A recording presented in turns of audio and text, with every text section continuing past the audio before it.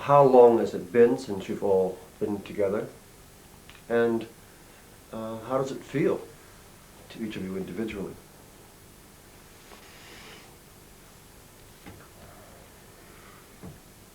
Well, it's been since 1973, since all four of us have been back here, so that's 18 years. And for me, it feels very good, actually. It's nice to experience being back together again. I think it's great. And what I'm finding is that we can talk about things that we should have talked about 25 years ago. Quite true. And sort them out now and understand them now, which we weren't capable of doing in the early days. We were too busy. Well, that would have caused a lot. The busyness would have been more efficient. So you didn't do any significant processing, shall we say, I think is the right word. No, we didn't. No, we just went on living and living and more living, and Dorothy and I never really got to know each other. And I was able to share with her last night how wonderful it was to be a friend with her, instead of always competing. I was always competing with her. Inside there was this feeling of competition. She had a wonderful education. I had no education. So I was able to share that with her last night, and it was a very good feeling. And it's lovely for us all to be together like this. What were you competing for? Her education. You were competing for her education? Yes, I had no education, you see. And she had. She went to university, and she had a wonderful mind, and I wished I had a wonderful mind. I had to learn to be myself. And I think that's what I've learned now, is to just be myself. And there's no competition when you're just yourself. It was an issue of self-esteem. That's right, absolutely, yes. Most definitely. So how do you feel about yourself now, Eileen? I feel good about myself now. I feel I'm just me, and I feel very good about myself. I've learned to love myself. I think someone in this abundance conference made the remark to the effect that the contemporary criterion of success is to have an hour-long program about yourself on national television. And I wonder, on that grounds, at least it seems that you have fulfilled the prevailing criteria for success. I have actually, yes. Is that how it feels? Yes, and it feels good. I mean, I'm pleased with it. Different people have different comments about it, but I feel very grateful, really, to be on film. Something I never thought I would be able to do. Change. The community has been receiving an enormous amount of publicity, and well, almost for the entirety of its existence. But I think particularly in this past year, do you feel as though that is a sign that the role or task of the community has in large part been fulfilled? Or is it simply a question of being recognized? Being fulfilled. I feel that we went off track for a time, and I feel now we're right on track. Lots of changes to come still, but I feel we're moving forward in the right direction. And that really feels good to me. Would any of the rest of you like to venture your feelings on that matter? I mean, in terms of how you see Findhorn's work at this point in time, whether it is largely fulfilled or whether it's simply ongoing? I feel it's ongoing. We started as a family, we became a group, then a community. Now the community is developing into a village, which has been much more difficult than anybody thought, politically, socially, economically. And there will be expansion further from that, not only here, but in its influence in many fields throughout the world. So it's your sense that we're more nearly midstream? Not even that. Just begin. Well, a little more.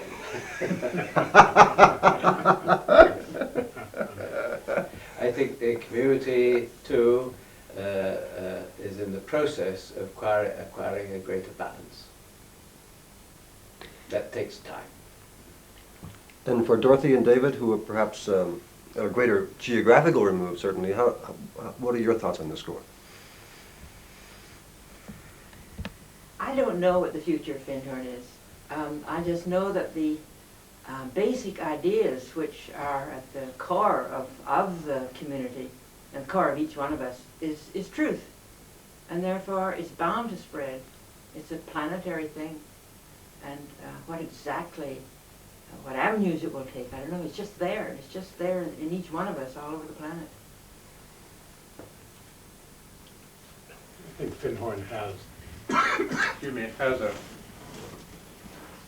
value due to its longevity as a New Age center and community, a spiritual center. It's approaching its 30th year, and that by itself is a hallmark of success.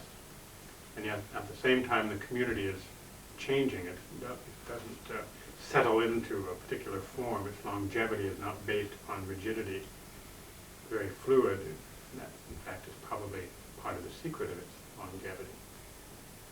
So I would see Findhorn as an organism that has the capacity to change and adapt as the rest of the world changes. And at that level, I feel Findhorn has the potential to always be in a pioneering position.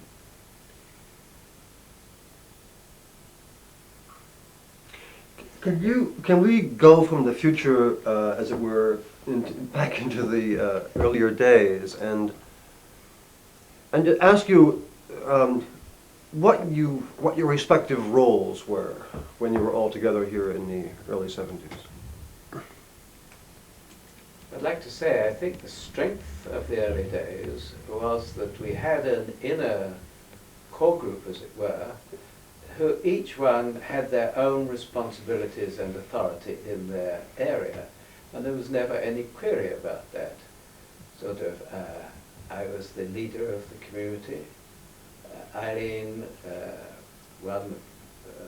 gave a lot of love, but received inner direction and confirmation to my own intuitions.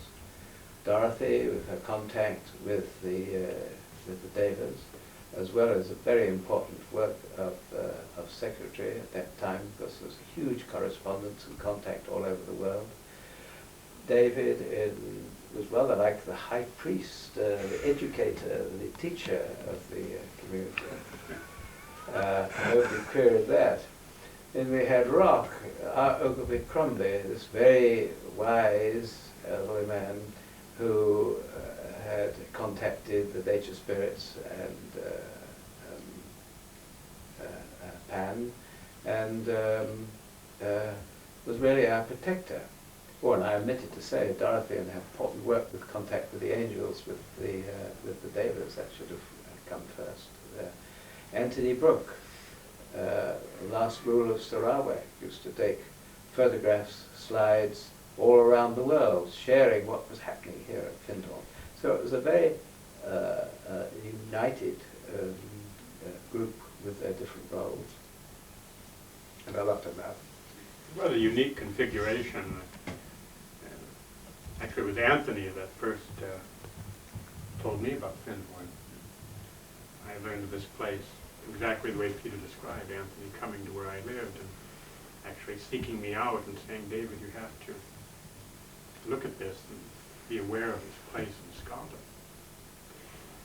But when I think of other communities that I've known in the United States, none of them have particular configuration that this one has had, and it's almost archetypal. In fact, it is archetypal. You have Eileen representing a sacred tradition, a mystical tradition, Dorothy representing the contact with the angelic world. And I think, in a sense, the way I would interpret that now, Dorothy, is that you really embody the goddess, what people are now calling the goddess energy, that aspect of nature. And Rock with Pan, and Pan is now being transmogrified in the men's movement into the Green Man, and and you had this really deep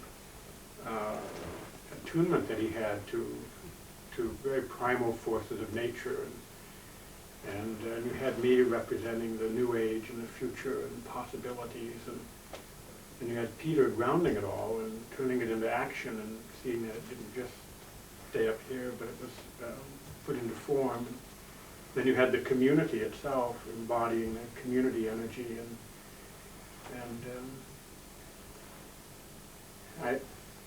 when I look out at what's current now in the sort of the transformational movement and what people are turning to and looking to and going to workshops about, we had all that. All that was here in a very unique configuration in the late 60s and early 70s. And to me, that's one of the unique things about this place. Dorothy or Eileen, do you have any reflections on the matter? No. No,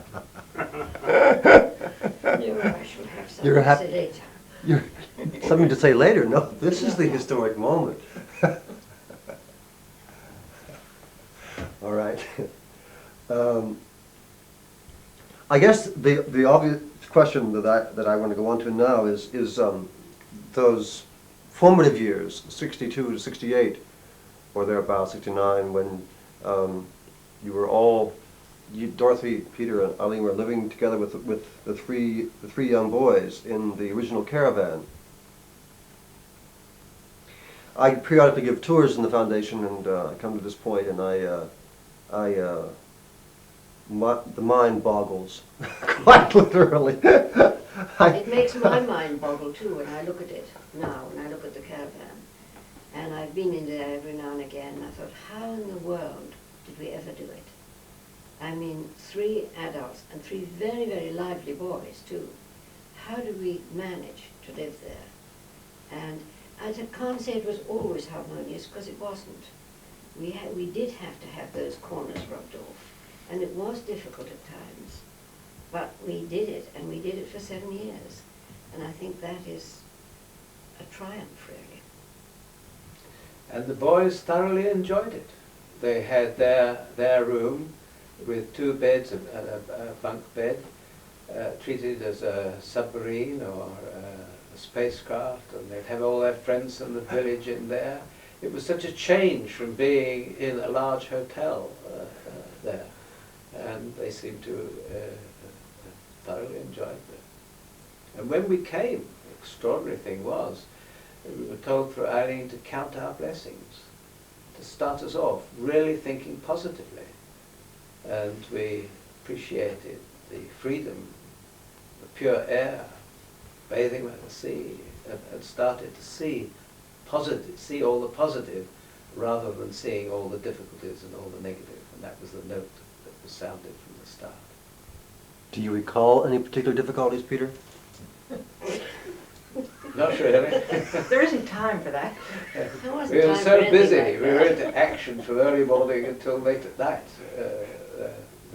The point of my question is that your training in positive thinking and so forth is very striking in many respects. And there are many people who feel as though that was the essential ingredient without which the community would not have been built.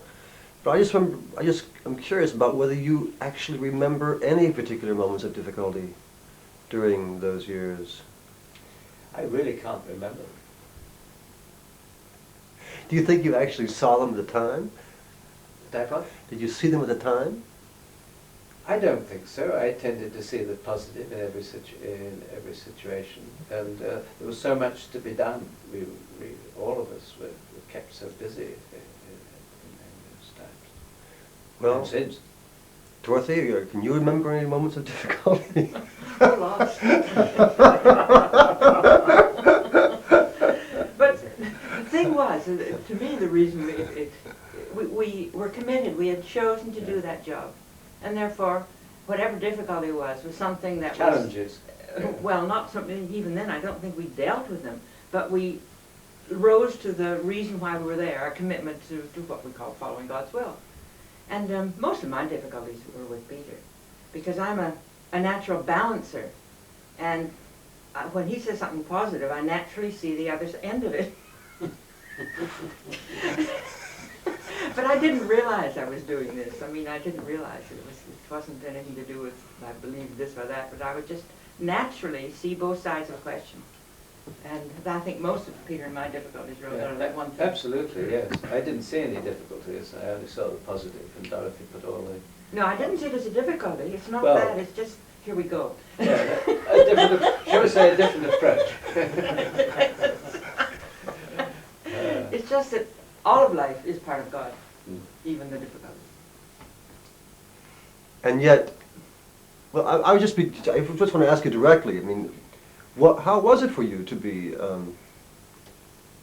with a family in a cramped space like that? Well, I often felt the odd man out because they were the family and I was just, but I knew I had to be there. And so you just accept it. You can't, when you're told from there, you know in your being that's where you are. In spite of what goes on, you accept it, and it's not difficult because it's right. And it didn't make sense to the mind, if I'd ever thought about it, creating a garden out of sand and gravel as far north as Alaska, winds blowing all the time, when we knew that we were going back to Cooley Hill, and what on earth are we doing here? If I'd thought that way, but I didn't, but looking back on it now, it did seem very extraordinary. And Eileen, how do you recall that time? I mean, did you feel as though it was absolutely right at the time? Well, I thought it was going to be for 6 months, you see. I Yeah. thought the 6 months at the most, and I thought, well, I can stand it for 6 months. I mean, we're living on top of each other, but we can, it's like a holiday, really. And it was all right for 6 months, but then when it went on and on and on, and I really found it incredibly difficult, because unless you have a place for everything and everything in its place, and there's, crammed quarters, it was very, very difficult for me indeed.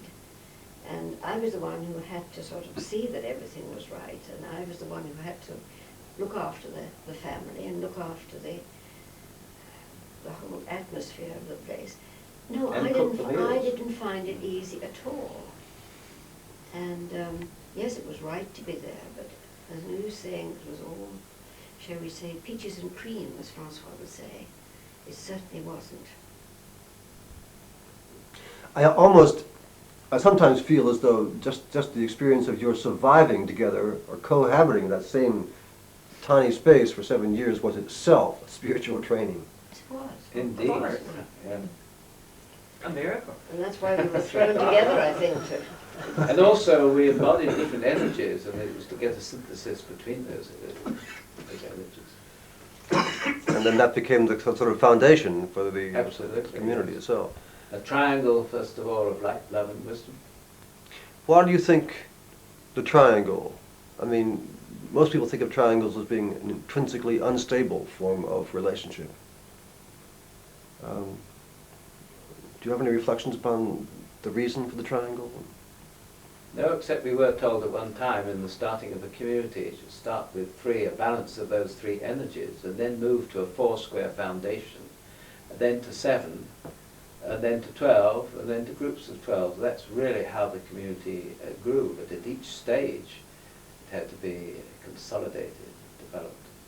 It didn't happen all at once.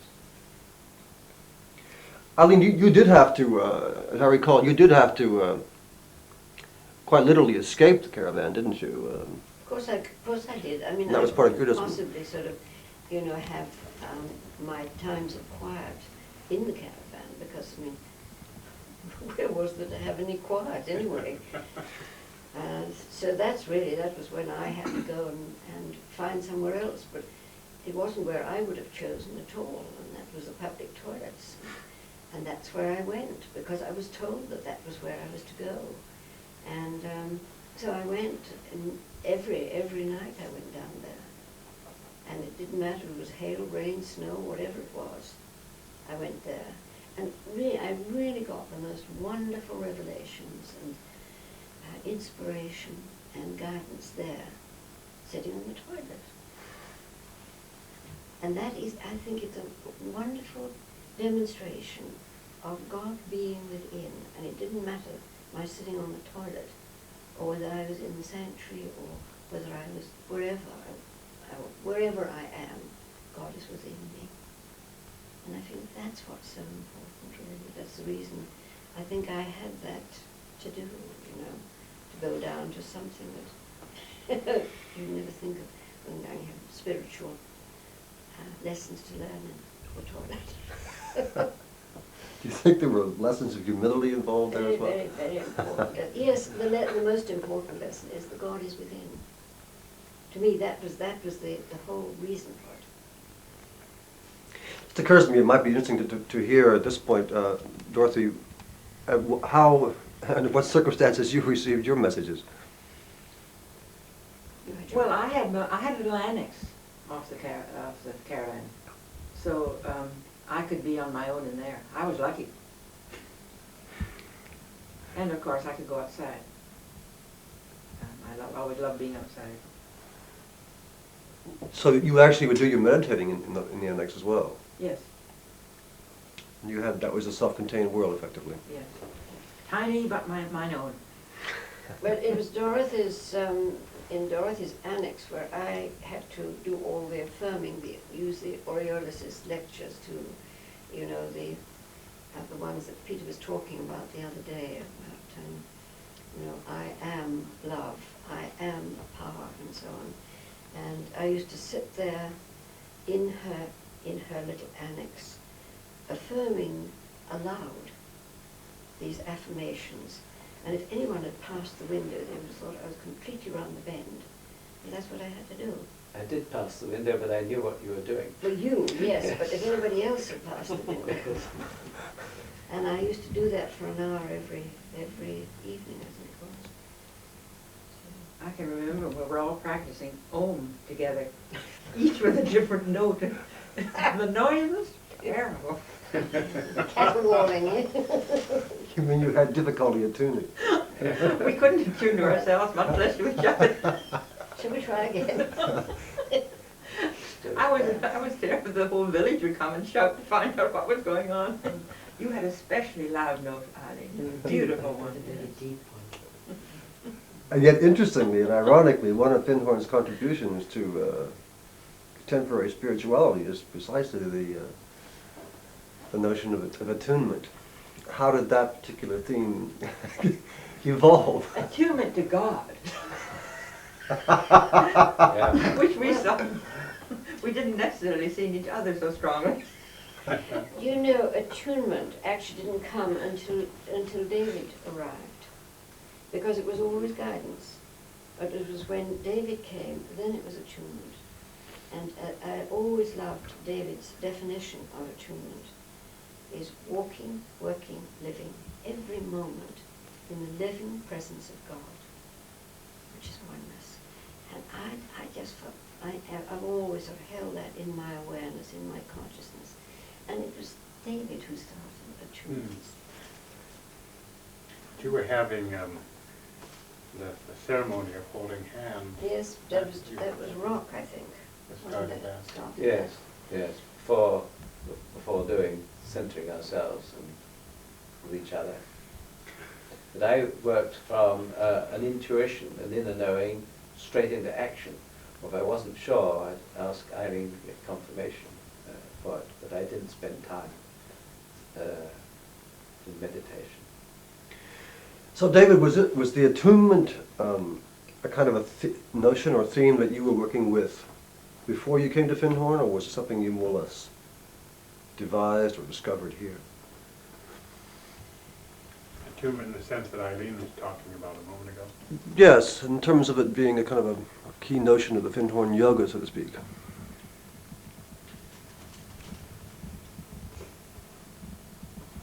When I came here, I felt part of my task was to discern as clearly as I could just what the living presence of this place was, so that I could align with it.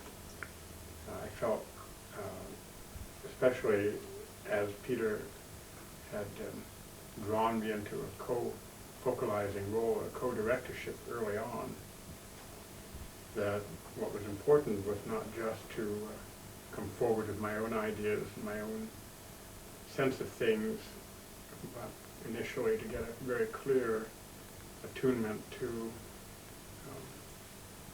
the angel of Findhorn, to the living presence of the place, and see what it was trying to do. So many of the things that I shared and said came out of that attunement to the presence of this place. So these were ideas that I had been working with prior to coming here, but I did not come here out of a group. So, excuse me, there were many ideas that I spoke about here that grew out of my attunement to the spirit of the place, rather than out of anything I had been doing prior to coming here. Although, thinking back, there was a fairly cohesive group that I had developed and worked with in California. We certainly had attunements together, but we didn't live together. We weren't a community in that sense. But we certainly did many projects together. Were you consciously trying to shift the community's attention away from the notion of guidance? And that wasn't an agenda of mine, it wasn't an intent, but midway through my stay here, I felt strongly that what was happening, I should give a little context. What was happening is the place had developed very rapidly in terms of population. So much so that there were people here who didn't have the time or the opportunity to sit down with Peter, Eileen, Dorothy, myself, or Rock, and just kind of get into the history and spirit of the place. And so what they were responding to was just what they could observe. And they observed Eileen getting guidance, and so they began saying, well, this is what spirituality means here. You begin to get guidance. But what they did not see was the years and years of discipline and work that went into what Eileen was doing. They saw the form, but not the spirit, the substance. And it wasn't so much that I never felt Eileen shouldn't get guidance, but I felt that the model, the image of the guidance, was beginning to be wrongly appropriated by newer members in the community in ways that were, just not being, it was sort of a surface thing, a superficial thing, but it was still causing difficulty. And it seemed too that if the community was going to discover its collective voice, if other people were to begin to have that experience of touching into the living presence of the place, which seemed to me to be very important, that all of us who occupied leadership positions had to progressively step back and create space for that to happen.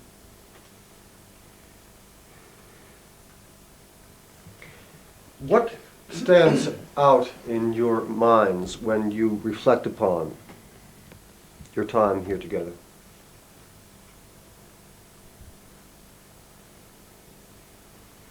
What comes up for you, for example, when you're sitting in this kind of proximity on this couch? Does it recall the early days in the caravan? Well, I'll start with that. Give my friends here a chance to think about this. But I wasn't here in the first 8 years. I came in what could be called the second stage of growth for the community. And the thing that comes up most for me is that spirit of remarkable joy and creativity that was here in the community, and fun. But a lot of that was grounded in a sense of doing a work.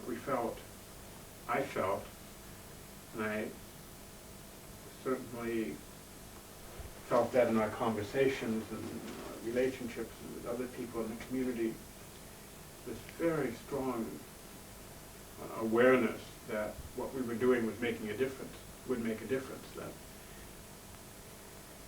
that we were building something. It felt a bit like one of the old cathedral builders in medieval times. I don't know whether any of us will see what Findhorn ultimately becomes, nor is that necessarily important, but each of us had certain stones to lay down and certain carvings to do. And we were doing it, and we were doing it together, and that felt very good.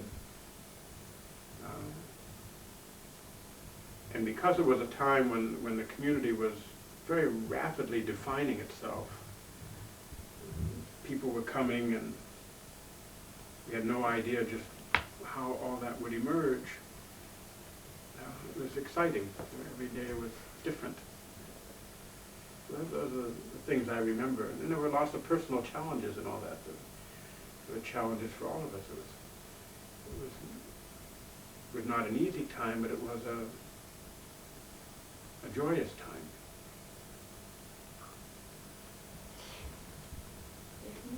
I have. Yes. Remarkable, isn't it? Under 5 minutes. Yes. Well, I just felt I was doing what I had to do, and that was to sort of receive guidance for the community, until eventually I got a very clear bit of guidance to say no more guidance for the community, that I was spoon-feeding them, and that as long as I spoon-fed them, that they would never bother to get their own inner guidance. And I was to stop immediately. And that's exactly what I did. And it was a very difficult thing to do, because I felt it was helpful. There wasn't anything wrong in the guidance, but I had to just stop. And then the other, sometime a little while later, I was told to stop getting guidance for Peter. And there again, it was, that's when I really felt I'd been chucked on the compost heap, because it was... By Peter or by God? Well, probably both of them, actually. Anyway, I really felt that. Because I felt I had no identity, really. I lost no my function. No function, no identity even. And it was a very, very difficult time for me then. But I'm still here. I always thank God for that. But how do you remember those days? I mean, when you reflect I upon just them? did it. The thing is, you just do it because you know that that is your function. I mean, that was my function, was to go and get guidance night after night after night for the community. I just did it. That was my discipline, and I mean, there were times when I had just 2 hours sleep at night, and that was all. And the rest of the time, all I can say, I called it waiting upon God. And then I would get a message that would be read in the sanctuary in the morning and read in the sanctuary in the evening. And that was my function. And then all that was gone. So, yes, it was very difficult for me indeed. And if I hadn't had, I think, prayer and the opportunity to go within and find out what to do, I think I've probably gone on the bend. Anyway, as I say, I'm here still. So your recollection of those days basically evokes the sense Just that you were doing. just doing your duty, non-stop doing your I don't duty. think I would call it duty, just doing what I had to do, that was all. That was my function, really. The joy and creativity and vitality which No. David speaks plays no part in your recollection? David and his group really brought that joy and vitality in. No, all we did was to work. And I don't think there was very much joy, really, sort of. It was just a working, we were a working group, weren't we? I would have said. We were. And that was it, really, as far as I'm concerned. Yeah. When I look back upon that time, time of action, and I'm into action, and I love action, and therefore it was a very happy time. It was a time that we'd all been prepared for. With me, it was the master teacher that gave me my early training in illuminating the words if and can't from my language. The power of positive thinking. In whatever you think, you draw to you. and that felt really put into practice there. Also, the training that Eileen, Dorothy, and I received from my former wife, Sheena. Without her training, I don't think Findhorn would have been possible. This turning within to the God within and putting it into practice, obedience and the discipline that we went through in this long time of training. But now was a time that we could put it all into practice for what we felt was being guided by God, what we knew was being guided by God. So I didn't stop to think what we were doing, really. I was too busy doing. Well, have you Also- ever stopped since to reflect upon those days? I mean, I understand you haven't. No. Yes, in writing my autobiography, I've been doing that. And going through all the messages that were received at that time, the letters, and it amazes me. It amazes me what we got through and the contacts, the links that were made after the foundations have been laid, links with the other spiritual centers and spiritual teachers in Britain, first of all, and that was my job. We would fly around Britain, usually with Rock, making these contacts. Then all around the world, with a lot of travel and sharing. And so one could see the prophecy, the guidance that Eileen and Dorothy had received really being brought down into form. And it was, to me, an exciting, fulfilling, and joyous time.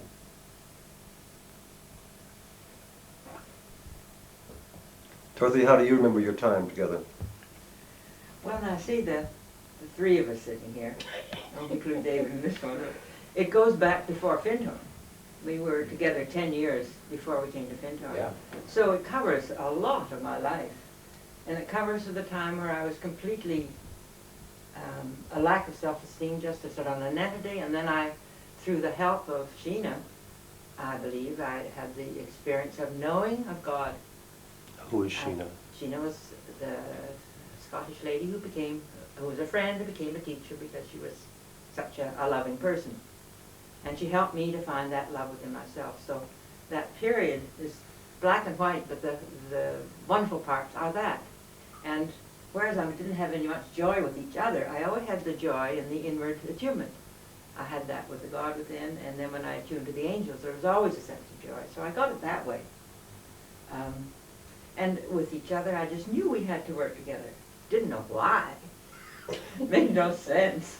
You know, what it reminds me of, having grown up in North Africa, I remember our gardener coming to us one day and just informing us, matter-of-factly, that he had just gotten a couple goats and a couple chickens for his 12-year-old daughter, whom he had just sold into marriage to an older Arab. And it got me thinking about arranged marriages, how customary they were. You know, it's only fairly recently in human history we have this whole sense of romantic love. There used to be, people were brought together and they learned to love each other. And this was like an arranged marriage for the three of you. But I think what's so remarkable is, given the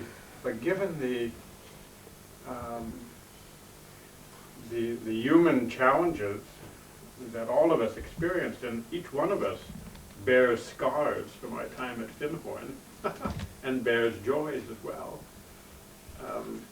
Given all that, the fact that the four of us are here, we're talking, we like each other, we can have a sense of civility at least. You know, we're not throwing things at each other or anything. There's a real sense of, I feel, of companionship with people who've been through it together. And achieved a lot. And It's achieved a amazing. lot. I mean, that's We've got a the lot to sense be of, proud of. it's And incredible. grateful for, And I think it's just a miracle, but it's a demonstration of what people are capable of being and doing. Yes, the arranged marriage image is a very interesting one. But I must say that listening to all of you, actually, but particularly Eileen, Peter, and Dorothy, the sense I get is the sense of Well, when you reflect, you remember, you reflect upon on your work together. Reflect upon, what your functions were. You don't speak much about the interaction. One gets the sense there was a lot of personality tension there. As you know, that particular aspect of the community abides today. And when this kind of tension arises, there's the sense that one should look at it, one should get into it, one should work with it, one should try it in the belief that if you can somehow or other resolve some of these tensions, then the work proceeds more harmoniously, more efficiently, and so forth. Oh, we did a good job, though. We did a good job in what we were doing. I know. My question really is, whether you ever had moments of processing of that nature, whether you ever really talked about the No, we tensions or didn't. issues between you. No, we didn't. Nobody did it in those days. It was acting, I Yeah. think all of us acting on what was received. If there was a problem, it was taken to God, it was taken to a higher level, and we acted upon that. We didn't discuss it amongst ourselves, we went straight to God. And I think one of the things that, to me, is one of the main points of Findhorn, in spite of ourselves, in spite of what we are in our human faults and failings, we can all make that inner contact and act with that, and get along and achieve things. It's almost a shortcut, but it's not complete. Yes, we were a demonstration of that. And I think too, there are some personal and relationship issues that are not solvable by processing. You just process endlessly, That's but you right. never get to That's it. At true. some point, you just cut through it with an act of grace. And That's the word. you just forgive each other, or you go to that higher power. Do you have the sense that you have forgiven one another for your various issues? Yes. I don't think it's a matter of forgiving. It's a matter of understanding. Yeah. True. You mean? And there was love between us. I have no doubt about that. But I mean, have you ever thought about, or made any conscious intention or act, decision to forgive one another? No, I have nothing to forgive. I didn't feel that. Eileen? Do you feel the same way? I've been through a great deal of this. I've had to learn to forgive and inform. But I've had more than anyone. I think my only regret is that I wasn't able to spend more time with our three boys, because I was so focused on the work there. But they were again looked after by a young couple that would take them climbing and camping and all the things that I would like to have done. That is the only regret that I have there. Well, as David has already intimated, Findhorn has in fact become world famous, and indeed continues to serve as a true inspiration for many thousands of people around the world. And of course, you've all been out and traveling around the world in the course of telling your various stories and so forth about the community. As you reflect upon the growth and development of the community, what do you feel it may or may not have contributed to the larger world? It's been a centre of demonstration, and after all, the proof of the pudding is in the eating. It has worked. Was to bring spirit into matter, a place of synthesis where people from many, many different countries, from different spiritual paths, were able to come together and live in love and harmony.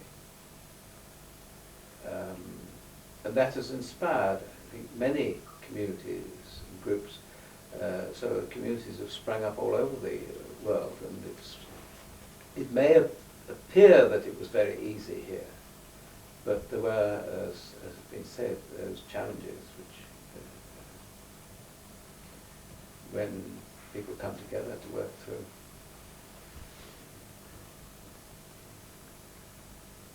Anyone else have any thoughts on this question? I mean, what do you feel to be the particular distinctive gift of Findhorn to the larger world? Change of consciousness. Change of and learning to love where you are, love whom you're with, and to love what you're doing, and have joy and fun doing it. The spirit of joy. I feel too that Findhorn has made, how do I want to say that? It's brought back into the modern psyche the realization of the primal forces of nature, the spirit of nature. I know with the work that Rock and Dorothy did, gave permission to lots of folk to acknowledge a livingness in the world that our culture tends to overlook for a whole variety of reasons. And it's a place, as Eileen said, where individuals can come, have an experience, and go back out into the world and create effects that even they may not be fully cognizant of how far the influence of those effects goes. And that's been very important. There are these places like Findhorn that people can go to. A place of, I would say, a place of initiation, a place of transformation. And carry that back into the world. Yes, and to add that to that, I feel that the work that was done in the garden with the cooperation with the other kingdoms, the devas and the nature spirits, has been a major contribution to the world. That knowledge of the Findhorn garden has spread around the world. It's a knowledge that the true guardians of this planet, the native peoples, the North American Indians, the Hawaiians, the Maoris, the Aborigines, they have always had, but modern man has put that on one side with the development of the intellect and science. I feel Findhorn's done a lot to rekindle that knowledge and awareness, particularly as we are moving into a very dangerous time for humanity from an ecological point of view. And we need the help of the angels, the devas, and the nature spirits if we're going to survive on this planet.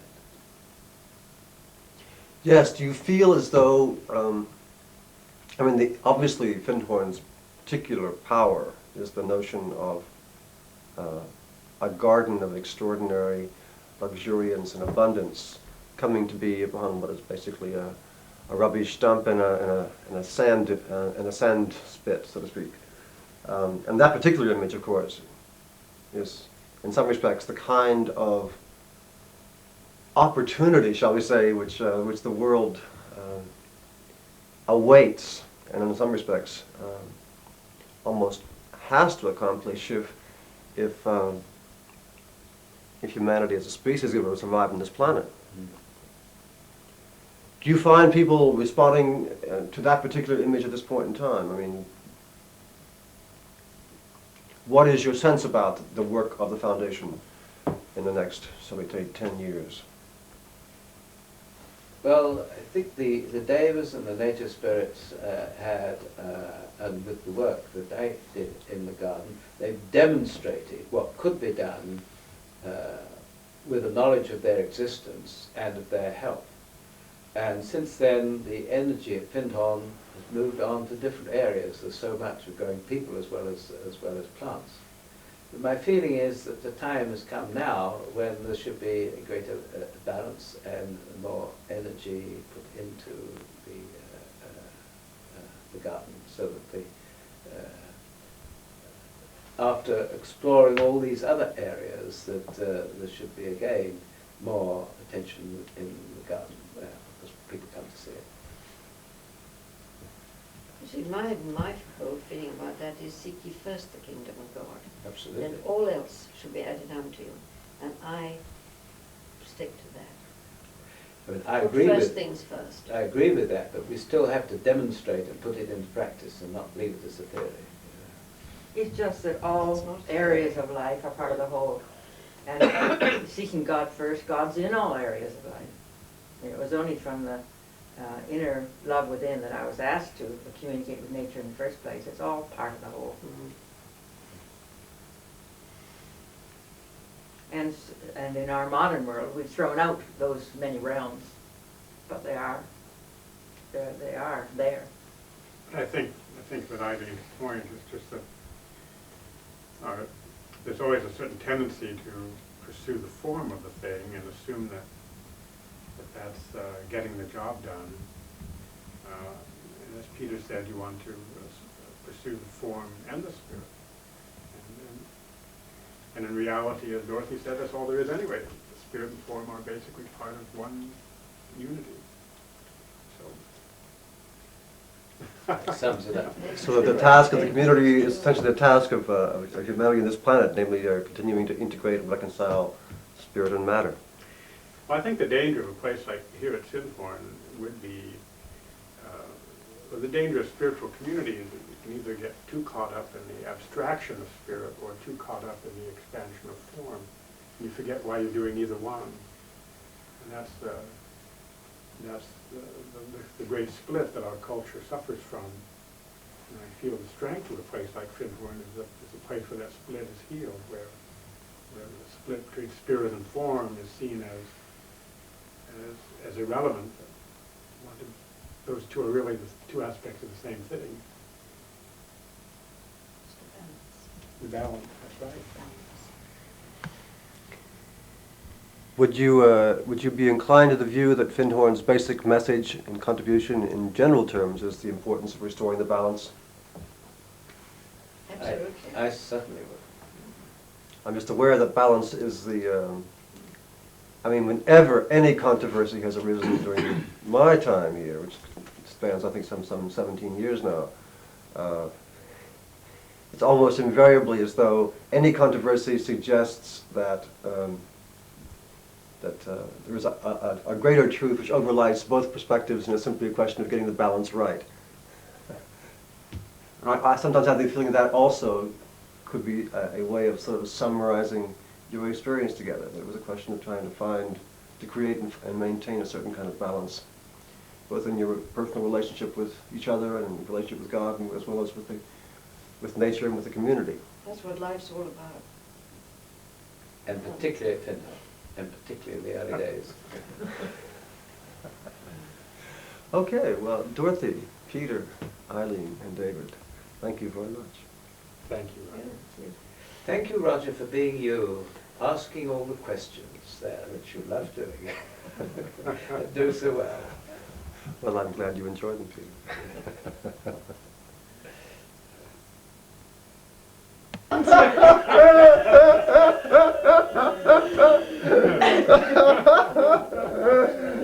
Congratulations, Roger. 2 minutes to 11. Oh, indeed, indeed. Well, that's a sign of the right step right direction. Were you starting to worry, Peter? No. No? Faith? Thank you, David, for synthesizing so beautifully. Oh, well, you're welcome. That's always been your role. The three of you always are saying the same thing, you just say it in different words. Can I just ask whether you have Somebody any did the synthesis. I must ask this question as a kind of an epilogue or postlude. Couldn't have his lunch with it. When you refer to the early days, you almost invariably speak about the balance of love, light, and wisdom, in which, Peter, you embody the light principle, Eileen seemed to embody the love principle, and Dorothy's spoken of as embodying the wisdom principle. And I've always been aware of the way in which, in traditional sort of esoteric teachings, is spoken, the deity in general terms is spoken of as being a kind of a fusion of love, light, and power. Why did you feel compelled to make that kind of modification from love, light, and power to love, light, and wisdom? To me, it's always been love, light, and wisdom. You mean in your tradition you learned Yes. love, light, and wisdom? In what? I wouldn't be an example of power anyway. Well, in my view, for example, just in terms of my own tradition, I would have seen Eileen definitely being love, Peter being power, and you being light.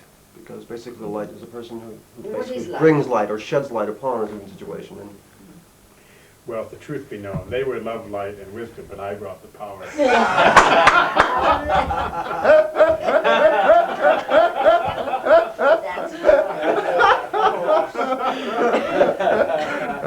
right, okay. That sets the record straight, clarifies matters again. Thank you all very much.